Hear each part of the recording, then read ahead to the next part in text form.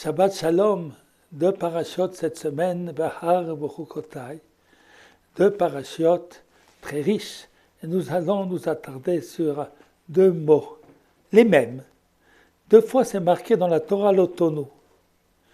Une fois pour nous dire qu'il ne faut pas tromper son prochain, c'est-à-dire en lui vendant un article plus cher que sa valeur. Et une deuxième fois, le même mot, donc ça je nous dis, c'est pas pour nous dire la même chose, mais c'est pour nous dire qu'il ne faut pas blesser son prochain.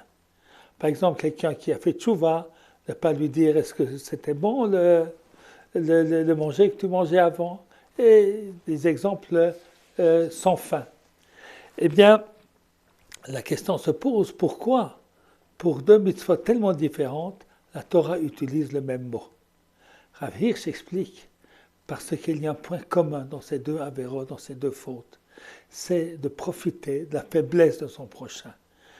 Dans le cas de la vente d'un produit plus cher que ce qu'il vaut, c'est la personne, eh bien, elle profite de l'ignorance de son prochain, que son prochain ne connaît pas la valeur de ce qu'il achète.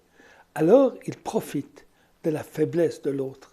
C'est ainsi que lorsque quelqu'un blesse son prochain, lui dit une parole blessante, il profite du fait que lui, il est inattaquable, personnage important, donc il peut se permettre de dire des choses à autrui.